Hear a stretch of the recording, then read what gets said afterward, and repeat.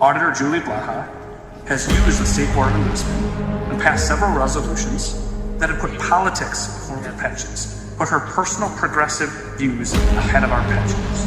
I won't do that. When I'm on the State Board of Investment, when I'm state auditor, I will always put our pensioners first. Your vote for Attorney General comes down to one question. Do you trust Keith Ellison to keep you and your family safe? And Minnesotans know he's a different sort of Democrat. He's not your typical Democrat that they're used to voting for. He's a far-left extremist, a defund the police Democrat. We're going to win. We have to win for the future of our state. Join with us. Jim and I will bring back accountability to government. Minnesotans want answers. We're going to get it done. We have to get it done for the future of our state.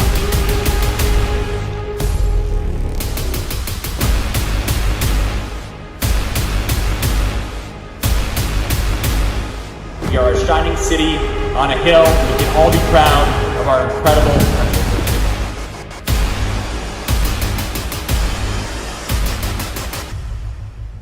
And now, please welcome Ryan Wilson and Jim Schultz.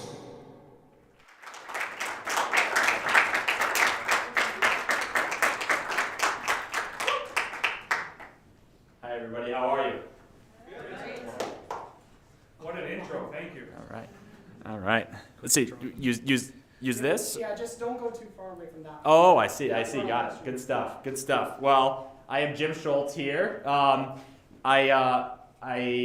had Biology 101 in this classroom actually many years ago, so it's going to be back here. And I'll let Ryan introduce himself. Take it easy on him. He didn't go to St. Thomas, but nobody is perfect. So. I'm Ryan Wilson. I'm running for state auditor, and I am a gopher. So no, I did not go to St. Thomas. Thank you for having us here tonight. What an intro, and thank you for everybody coming out. And we're excited to share more about our offices and our races. So yeah, exactly. I can go first. That's great. So yeah, as I mentioned, I'm Jim Schultz. I graduated from St. Thomas in 2008. Before you had all these nice brand new buildings that you have now. I'm super jealous of you all. But I'm running for Attorney General. I'm running against Keith Ellison. We're on track to win. Actually, a poll just came out a couple hours ago that had us leading by 5 points in this race. And thank you. Every day we have more momentum. We've had a couple debates. We've got a couple more coming up here. One tomorrow night, one on Sunday night.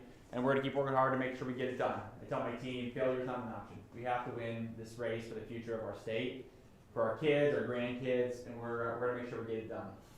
To tell you a little bit more about myself, I grew up in central Minnesota, a tiny town called South Haven, population 186. I got my first job when I was 12 in Castling Seed Corn, Stearns, and Sherbrooke County. I graduated from Annandale High School, then went to St. Thomas. I actually was in my first 2 years at St. John Vianney Seminary at St. Thomas here, and then learned that God had other plans for me in life, and left. But 2 wonderful years there, and then I went to Harvard Law School after that. I met my wife out there. I joked that I found the one Republican in the state of Massachusetts, and persuaded her to marry me. And you know I'm persuasive because I persuaded her to move to Minnesota with me. She's from the East Coast originally. We have 3 little girls. They are 7, 3, and 1. So I haven't slept in about 4 years. You guys think you're sleep deprived in college and so forth, but it's nothing until you got a few kids keeping you up at night. But in a lot of ways, this race didn't make sense for me. I've been in the private sector all my career, was in a comfortable job, have those 3 little girls. But my wife and I just felt called to step forward into this race. We felt, as I know so many people feel, that we're losing the state we've known and loved. And it starts with the incredible violent crime. We're seeing it in St. Paul, you see it in Minneapolis. Historic violent crime and leadership in our state that has failed us dramatically. Leadership in our state that has gotten behind the defund the police movement, the Minneapolis Charter Amendment, to entirely deconstruct the Minneapolis police force. There's few acts more reckless and wrong than getting behind an effort to deconstruct the police force. But yet Keith Ellison did that. Keith Ellison has gotten behind other policies, low bail and no bail policies that have led violent criminals out onto our streets. He's failed to respond to the current crime crisis by increasing the size of the criminal division of his office. It's remarkable. There's only 3 criminal prosecutors in that office, in an office of 150 attorneys, roughly. That's deeply wrong. He should have responded at this moment, recognizing it for what it is, that the crime in our state is the greatest challenge to our state at this current moment. And we have to have leaders that will respond. He failed to do that, and I will. And so in that office, we're going to dramatically increase the size of that office. We're going to send a message going forward that criminals have been emboldened in these recent years. They've been emboldened by these soft on crime policies. We have to send a message to them that there again will be serious consequences for serious crime in the state of Minnesota. Things like carjackings, things like the violence we've seen on our streets will again be aggressively prosecuted. And so we're going to do that. We're going to support law enforcement. You know, it's remarkable the ways in which Keith Ellison has undermined law enforcement these past few years. It starts with the defund the police movement that I mentioned, but a part of that is the upcharging of Kim Potter, the Brooklyn Center police officer who committed a serious mistake for which there should have been consequences. But the idea that she committed first-degree manslaughter is completely unserious. A completely political decision. The original recommendation was second or third-degree manslaughter. Keith Ellison, for fundamentally political reasons, upcharged her. And so law enforcement feels in our state like they don't have the support from the chief law enforcement officer of our state. We can't have that. We have to again support law enforcement in the state of Minnesota, and we're going to do that when I'm the Attorney General. And of course, you know when there's some bad cops out there. They're very few and far between. But we'll, of course, when they commit crime and a situation like a Derek Chauvin or otherwise, we will hold them accountable. But that is the vast majority of men and women in law enforcement are true public servants doing their best to keep Minnesotans safe. And the way they've been treated, slandered, and maligned by people like Keith Ellison these past few years is an absolute disgrace. And so we're going to again support them. We're also going to deal with historic fraud in our nonprofit sector, the Feeding Our Future fraud. $250 million was stolen by a nonprofit we knew to be fraudulent, but they still sent out tens of millions of dollars even after they knew it was fraudulent. It's remarkable. It's remarkable that the level of incompetence in that office, and then they lied about it. You know, first they said, well, they made us send it out because the judge told us to. That turned out to be a complete lie, and they said, well, the FBI made us do it. And the FBI doesn't speak about ongoing investigations, but so they won't speak to it. But I will tell you, the FBI is not in the business of telling the victims of theft to send out $200 million to the thieves. It doesn't happen. It's another lie. And they said, well, Attorney General Ellison said, I can't tell the truth because of attorney-client privilege. That, again, is a complete lie. So we need to restore trust in the Attorney General's office. We have to have an Attorney General that's not extreme, that gets back to basics, prosecuting crime, holding nonprofits accountable, holding businesses accountable in our state who commit wrongdoing. And alongside that, we have to have an Attorney General who's honest with the people of Minnesota, and that's what we'll do. And so we're on track to do this. As I always say, failure's on the option. We have to get this done for the future of our state. We're working like hell to make sure we get it done. And so, really any support you guys can give us, and would be incredibly valuable. I know you college Republicans are hard working every day of the week. But thank you for having me here today. Maybe I'll hand off to Ryan, and maybe we can take some questions, if that makes sense. Well, thank you, Jim. Jim and I got to know each other campaigning, and it's been a real pleasure getting to understand his policies and how he's going to be a big part in helping really get Minnesota back on track. Right? Just getting a good Attorney General in the Attorney General's office. It's so important for all the reasons that Jim was articulating. So I'm Ryan Wilson. I'm running for State Auditor. Quick show of hands here. Who knows what the State Auditor is? Not a couple? Oh, good. We teach them. Tommies are smart. Yeah. Yeah. Well, the State Auditor oversees about $60 billion, billion with a B, in local government funding. So that's your counties, Hennepin County, Ramsey County, that's your cities, Minneapolis, St. Paul, Maple Grove, your school districts. Right? I went to Wayzata. Wayzata's an example. Minneapolis Public School Districts. All of those are government entities that take tax dollars and spend tax dollars. And so the state auditor's job is to make sure that money is going to where it's supposed to go. And so if somebody puts a policy in place, let's say the legislature enacts a new program, the state auditor's job is to make sure that money actually gets to that program, that it gets to the people that it's supposed to help. So that's the state auditor's office in a nutshell. And there are other things that we'll do, I'll talk about in a couple minutes here. But I'm running for state auditor for a couple different reasons. I'm a lifelong Minnesotan. I love Minnesota. I love everything that's great about Minnesota. I've had a lot of opportunities to leave. After college, had opportunities to take jobs out of the state, out of the country. Had opportunities to go to graduate school outside of the state, and always stayed here in Minnesota because this is where my family was, and because Minnesota is just a great state that offers a lot of things. But we've been through a lot these last 4 years. I have 5 kids, 15 years old down to 6 years old, and I wanted them to have the same great opportunities that I had.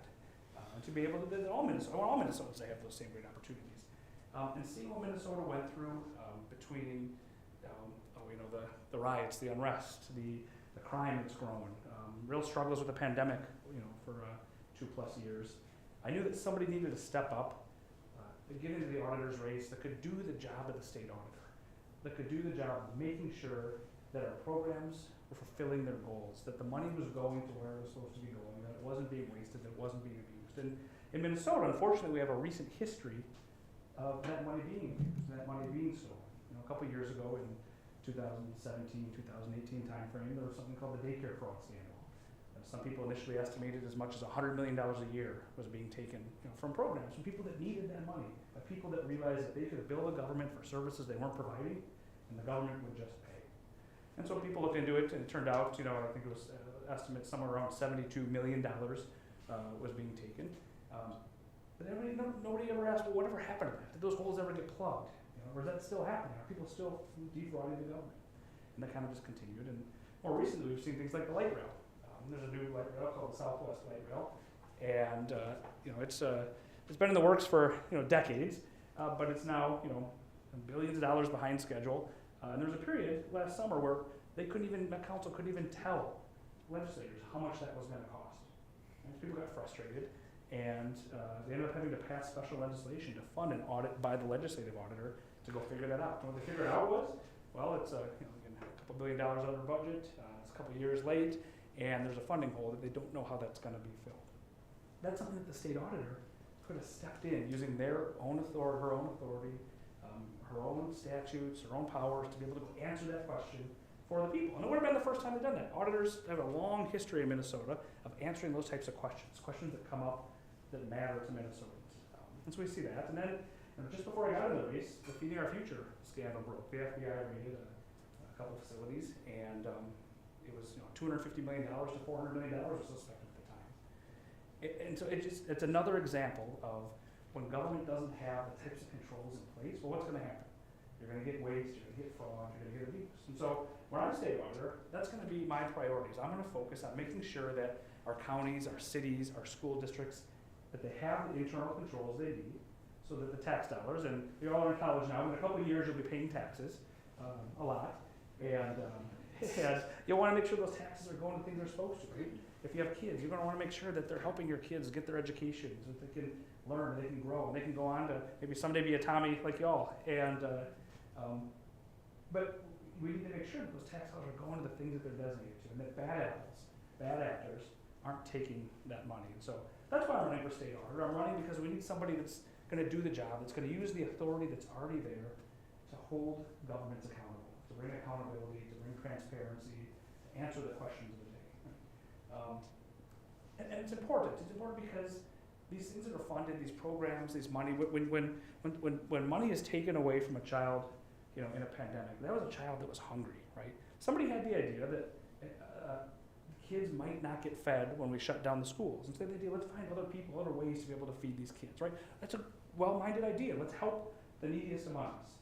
But when bad actors come in and do that, they undermine that. Not just that program, but they undermine future programs. Because the next time somebody has an idea and they bring it to the legislature, people are going to be cynical. They're going to say, well, what happens, right? These things just end up getting abused. They become boondoggles, right? Infrastructure projects like light rail, we can't invest in that because we don't believe you. We don't trust that it's going to cost what it does, right? And so as state auditor, I want to rebuild that trust, help rebuild the trust between the Minnesotans, right? The people of Minnesota and their government, so that when good ideas come up, people aren't cynical. They're willing to invest in them. They're willing to help their neighbor. They're willing to, maybe put in that extra dollar. We're a high tax state, but we also are a state that wants to help, get our neighbor, help people when they fall down to pick them up.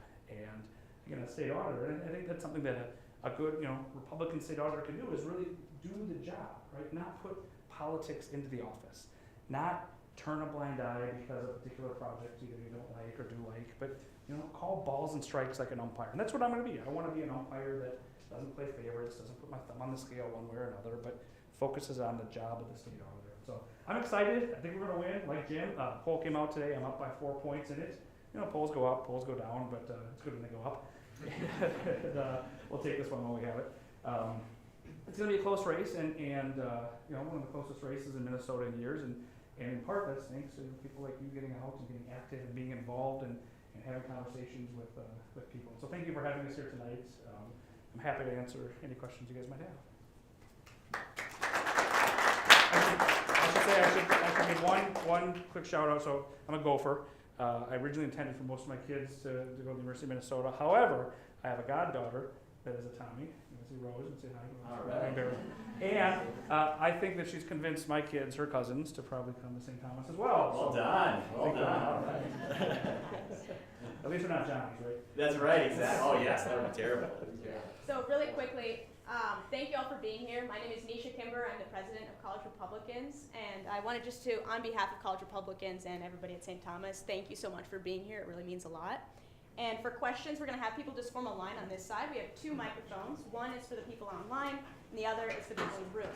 So if you could just kind of hold both of them when you speak and ask your questions, that would be great. Excuse me. Great. And Sebastian's getting that set up. So feel free to just come down, ask whatever questions you'd like, and then Jim and Ryan can answer them. Yeah, for you. well, Yeah, so we can just form a line, just right over here, just right over here. If you have any questions for either Ryan Wilson or Jim Schultz about how they will make Minnesota a better place to live and how they will stop fraud and crime in our state. So if you want to just What were you form a gonna say? line, just While you guys form that line, I do want to mention one thing. Jim and I did a joint press conference, I think you saw in this video, and there is overlap between our, I should say collaboration between our 2 offices, right? As I audit, and nonprofits that take government money fall under the state auditor's office.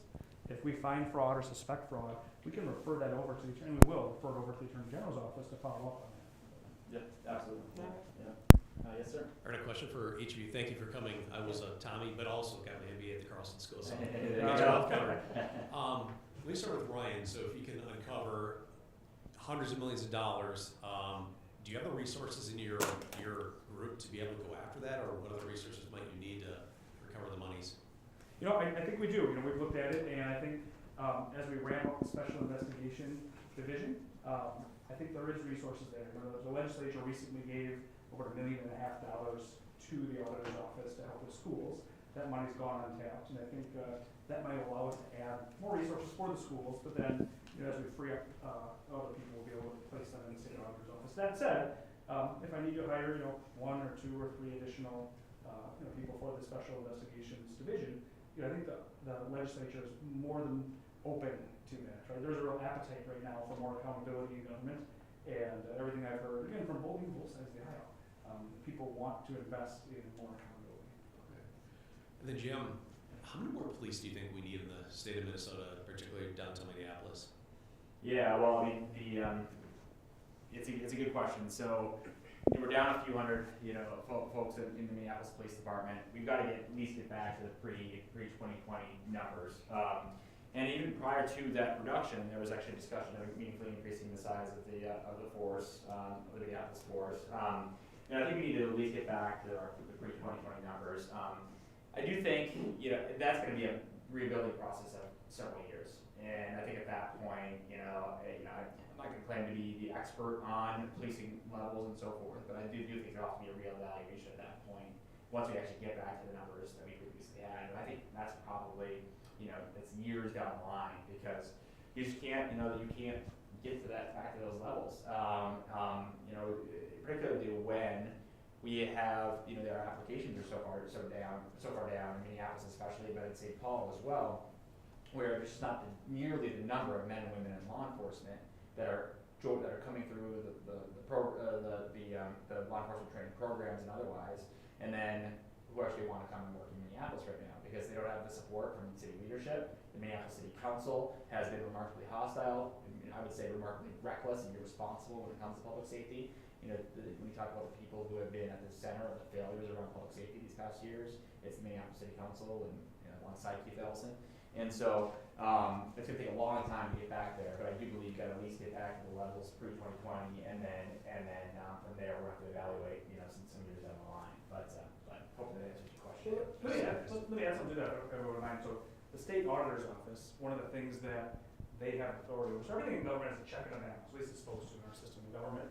The city of Minneapolis has a charter, and that charter requires a certain number of police officers. The charter requirement was put in in the 60s when there was a crime. Everything that's old is new again. And so the citizens said back then, we want to make sure that our city council funds a certain level of police. And I think it's 0.17 residents per person per residence. Works out to be about 750 right now that they're supposed to have had. Well, after the riots happened and the unrest happened, some residents in North Minneapolis saw the writing on the wall. They saw that the number of police were dropping precipitously. And they saw that was going to happen because things like new police academies got canceled. They saw that was going to happen because there were difficulties in hiring and retaining new police. The state auditor could have stepped in at any time, audited the city regarding their compliance to the charter, and brought that to the public's attention. Instead, it took a group of North Minneapolis residents 2 years suing their own city to be able to eventually force them to do a lot of things they could have done 2 years earlier, which would have brought more police officers in and stemmed some of the crime that we're seeing now. That's right. I've also got a couple questions. First one for Mr. Wilson. In the past few years, there's been a lot of talk about the state government surplus. I'm wondering, what does the state auditor have a role in with where that money goes or how it's accumulated? Yeah, I get that question a lot because the surplus is on a lot of people's mind. There's a lot of questions about where that money should go. So the state auditor doesn't make policy, so that's a question for the legislature and the governor. They would work that out. The state auditor really gets involved once that decision is made. So, for example, if the decision was made to send some of that money to local governments, the state auditor would make sure that the programs that it's supposed to go to actually get it. And so, not really a say in how that money is spent or allocated, but really making sure that on the back end that it gets to where it's supposed to. Okay. And for Mr. Schultz, with some resurgence in the George Floyd stories happening now with talks of defamation and all that, what is your opinion on how the case was originally handled legally? The prosecution of Derek Chauvin? Yeah. George Floyd? Yes, yeah. Well, I believe he was appropriately prosecuted. Derek Chauvin, I believe he committed murder, and that it was appropriate for him to face the consequences of that. I don't think anybody would watch that video and not. I mean, I was physically ill watching that video. What happened to George Floyd was deeply, deeply wrong. He was a child of God who should still be with us here today, and his prosecution was appropriate. Now, I would say there were elements of the prosecution that were there were concerning elements. There was a leaking of plea negotiations, for example, with the federal government that absolutely should not have happened, and we still don't have full answers around that. But nonetheless, the prosecution of Derek Chauvin was appropriate. There will be an appeal coming here, and that will fall to my office when I win here. And we will aggressively defend that successful prosecution and make sure that he stays in prison. All right, so my question is probably more for Mr. Schultz. Yeah.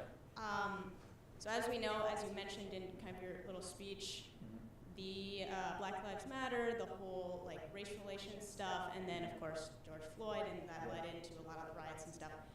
What is your strategy going into that? How do we build trust in our police officers again, and how do we make sure that, in your role, for example, what can you do to really build that trust? Because it's not just about getting more police officers or even just we want to make the state safer, but how do we get enough trust to allow people to see that it can be safer and not just, stay crime-ridden and whatnot? Yeah. There's a lot of trust to be rebuilt. The trust between the AG's office and law enforcement, and between law enforcement and communities. And there have been the latter, both, but particularly in the latter, there's been a real breakdown in trust, and we have to rebuild that. One key thing is for public leaders to be responsible public leaders and articulate publicly that law enforcement is critical to the future of Minnesota. It's critical to public safety. It's critical to the future of Minnesota to have. Police department protecting us every day, ensuring that crime is dealt with, ensuring that we pick up people so we can prosecute them for serious crime. Right now, the only time the Attorney General of Minnesota talks about law enforcement these days is when sometimes they made a mistake, or he thinks they made a mistake. We can't have that. We have to have an Attorney General's office that supports law enforcement, even as we insist that in the very rare instances where law enforcement breaks the law, as in the Derek Chauvin case, they be held accountable. But we have to, use the bully pulpit of the Attorney General's office to publicly articulate that law enforcement really is critical to the future of our state. These are really true public servants doing their best every day of the week, and so we have to have that. That's a key piece of it. Alongside that, I won't say that the AG's office itself can be I think it's got to sit at the table in terms of repairing trust between the Minneapolis Police Department, other police departments, and local communities. I believe you have to see at the table. I will say that a lot of this will need to be driven by the local police departments working every day to continue to build trust and so forth. There's legislative things that have been done to deal with some things that I think were appropriately addressed. Address things like warrior style training and things like that, and we shouldn't have that sort of training for law enforcement. But and we do need to look at ways in which, whether it be policy or on the legislative side, that we are doing the appropriate improvements to law enforcement. Law enforcement is a reflection of society as a whole and people. People are fallen, they're imperfect, and law enforcement is imperfect. Anybody in law enforcement will tell you that. And so we can continue to improve our police departments over time, and we absolutely have to do that. And then just quickly to kind of bounce off of that, I know a lot of my peers have mentioned the defund the police stuff. How do we make sure that people our age who maybe are not quite into the quote-unquote real world yet, how do we make sure that they know the importance of not defunding the police and to kind of get them to get behind the things you're talking about? Yeah, I mean, reality is a harsh teacher, and so like pointing to reality is something whether you're pointing to the consequences of the past couple of years in Minnesota, in which defunding the police, people think that because the Minneapolis Charter Amendment didn't go through that we didn't have any defunding. Well, $8 million got diverted in Minneapolis away from the Minneapolis Police Force to other alternative programs, and that was during a time in which they said Minneapolis City Council should have responded to the historic increase in crime, not by cutting law enforcement resources, but by dramatically increasing them. And so we've seen the results of real failure here in Minneapolis, and of course you see it around the country. You see it in places like San Francisco, Philadelphia, Chicago. And so pointing people to the real tangible failures of this, and there's real human consequences. Sometimes you get caught up in the stats around this of 100 murders, things like that. But this is real human tragedies. People's lives being taken, families being destroyed, people's lives being damaged. And it's important to keep in mind that just the real human consequences of violent crime, of drug crime, and so forth. And so pointing people to that. Thank you. Yeah. I have a question for Mr. Schultz. First off, I just want to say thank you for your stance on the police. My stepdad's a cop down in Rochester, Minnesota. Not as crazy as up here, but it's another one of the hectic places in the state. So something I've thought a lot about, it's about George Floyd again. I agree with the verdict. It was murder and everything. And I think Chauvin should stay in jail, and I appreciate you saying to uphold the sentence. But with regards to the trial, do you believe the jury was impartial? Because I mean, every single person in the state, certainly, if not the country and the world, was seeing what was going on. I just want to get your thoughts on that. Well, it's a good question.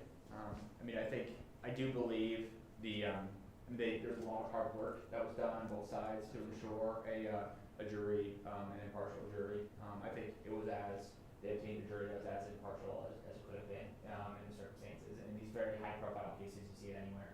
That it can be difficult to obtain that. But I do believe that they got as close as they could have in the circumstances. And I do believe they reached a result that was fair in the instance. Thank you so much. Yeah, absolutely. My question's kind of for both of you. At this point, it kind of looks like Walz is going to come back. He's going to be able to win it. How do you plan to work with him, get things done without compromising, too much on your policies? Yeah.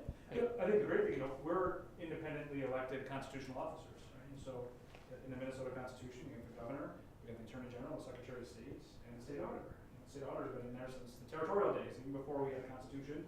State auditor was there. So I have my own office, my own independent power. I'm funded by the legislature, and I don't rely or work at the pleasure of the governor, for example. I work as an independent officer, so I'll bring my own kind of views and energy to the office, and then the same for you, Jim. That's right. And the only thing I would add is that in some ways my job is the same no matter who's the governor, Republican or Democrat. And you kind of always break things down by party labels and things like that. And I'm certainly a Republican personally. But the job of the Attorney General is to do justice every day of the week. And that doesn't have a party label on it. And so my job, whether it's a Republican or Democrat, is to make sure that state law is followed and state law is defended. And I could see myself, having a lot of, having conflict with a Republican governor and having conflict with a Democrat governor. And at the end of the day, what we need to be focused on is doing justice and, of course, responding to this current moment in state history where we're living through, incredible increase in violent crime. And we'll look forward to partnering with whoever is the governor to help deal with that. And likewise with the state auditor. Usually your job is really apolitical, fundamentally in nature. You're calling balls and strikes. Are people taking money from the government? Are they not? Are they using money? Are they not? Are they wasting money or not? And I don't care if it's a Republican or Democrat that's running a city, a county, a school district. Taxpayers deserve to have somebody who's a watchdog for their hard-earned tax dollars. People work too hard to have their money lost. And so, I don't have any particular, I'm Republican, but I don't have any particular favors that I owe to a particular group, particular person. And so I'll go in and I'll be an independent state auditor, following the money and making sure that money's getting to where it's supposed to go. Thank you. And then I actually have a question for Mr. Wilson. So for election integrity, I know for some states they held audits of the ballots that were cast during the 2020 election. First of all, does the state auditor decide whether to do an audit, or how would something like that work if for auditing ballots in an election? That all falls under the Secretary of State. So. Oh, okay. All right. Well, does anyone else have any questions for Ryan Wilson and Jim Schultz? I don't know. All right. Got one more? It's true St. Thomas, lots of thoughtful, inquisitive students. I like it. We'd be out here if we were to you. But well, this wasn't a question mark, just a comment. You were talking about how applications are for working in law enforcement in St. Paul and Minneapolis are drastically decreasing ever since 2020. And I'm actually getting my degree in criminal justice, not going to be going into law enforcement. That's wonderful. So I just want to say, you in that office would really encourage me, in pursuing that in the cities at least. Well, thank you. So thank you for good work. Thank you for that, and thank you for your plans to do that. That's wonderful. That's wonderful. We need good people to step up at this historic moment for our state, and people who are in it for the right reasons, as the vast majority of men and women in law enforcement are, and who just want to make a difference. And so thank you for that, and thank you for your. Oh, yeah, one more question there. Yeah, hi. Actually, this question is for Mr. Schultz. I've recently been looking at your website about the issues that you're tackling, and one of them is about economic prosperity. Yeah. Could you kind of expand on how you will ensure economic prosperity? Yeah, it's a good question. So the Attorney General's office in Minnesota, the vast majority, I talked about the only 3 criminal prosecutors in that office of 150. The vast majority of folks in that office are on what's called the consumer protection side of the office. You can think of it as kind of the regulatory side of the office. And there's important work that's done there. You're holding businesses accountable who commit wrongdoing in the state. Defrauding consumers, otherwise failing to comply with Minnesota law and different things. And that's important work that has to be done, and we'll continue to do it. What we won't do, and what I've been critical of with this Attorney General and other Attorney Generals, is they lead over from holding businesses accountable into business harassment, where it's more about the headlines, where the underlying conduct by the business is not fundamentally unlawful, but the case is being brought nonetheless. During the pandemic, there was a case brought against egg farmers in Minnesota, simply because it was a nice headline during the pandemic because it was price gouging was the claim, but there wasn't an underlying offense there. And that sort of conduct, where it's fundamentally political and frankly has a detrimental effect on Minnesota's economy, driving businesses into the ground, driving them out of state, is wrong, and we won't do that. So we'll hold businesses accountable for serious wrongdoing, and otherwise ensure that our businesses can do the important work that they do, in our state, creating jobs, creating the services, goods and services we all need. And so that's how I think about it. And I have a question for Mr. Wilson. I've been researching on your website and on the issues that you're going to tackle with, and I saw that I saw your like for the school act, or could you expand on what that means? Yeah. So one of the things I want to do is I want to help our schools. MCA scores. You guys were in high school a couple years ago, so you guys remember the MCA test. They've dropped a lot in Minnesota post-pandemic. Our kids are struggling, having gone through remote learning and distance learning, and they're not recovering at the rate that we all need them to recover and hope that they recover. And so there's a lot of people that can help solve this problem. One of the ways the auditor's office can help get our kids back on track is by helping communities understand what's happening in their schools, right? Helping them understand where is the money going. Is it making it to the classrooms so the teachers can teach and the kids can learn?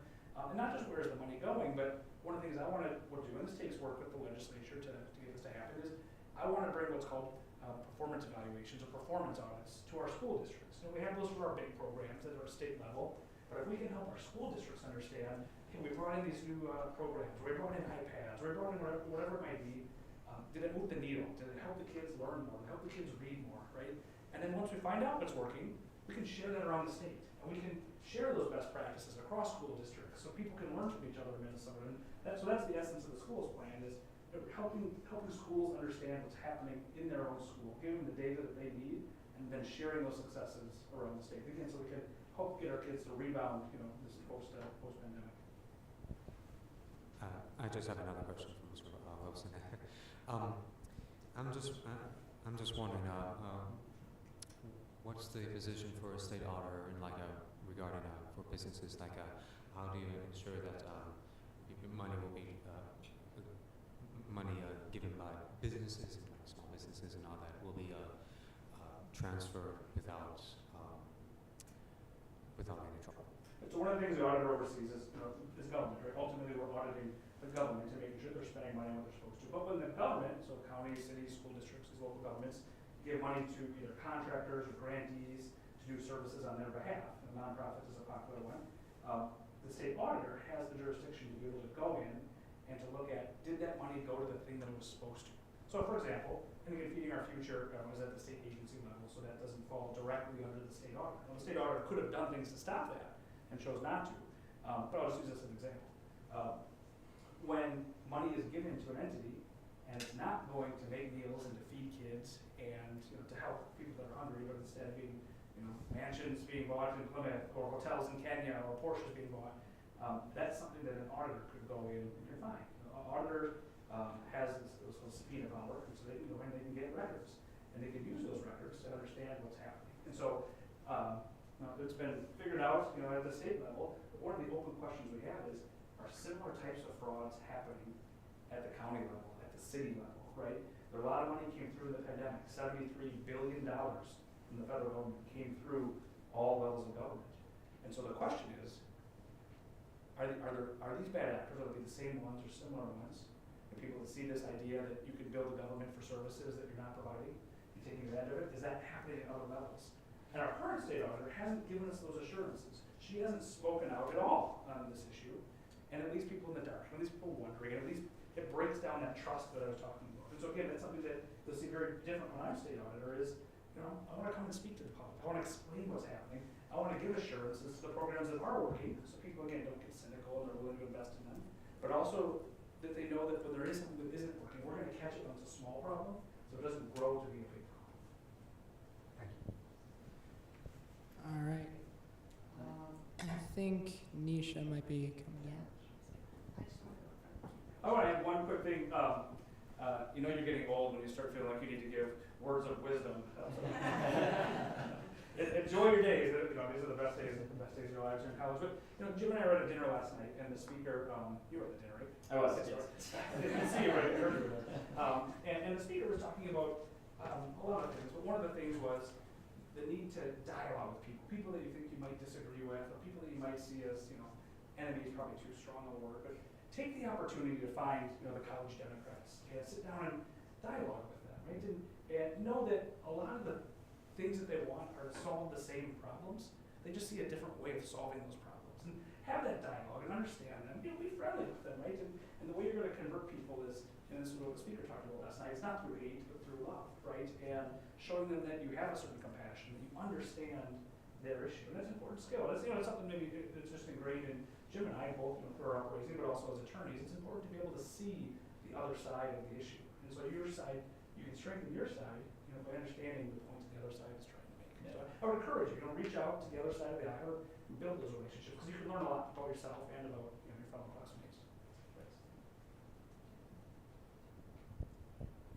All right, yeah, I completely agree, and we actually, for any of the students in the room, we do have an event coming up called Bridge the Gap, where we will have that exact opportunity. So we're going to get the College Democrats, Bridge Club, which is sort of just a discussion group in the middle, and then College Republicans together to talk about various topics, table discussions, and you kind of rotate through and talk with people. So, yes, I completely agree. Dialogue is key. Are there any other questions before we kind of wrap things up? Does anybody have any last-minute burning questions? No? All right. Let's give Ryan Wilson Yep. Jim Schultz a Thank big you. round of applause.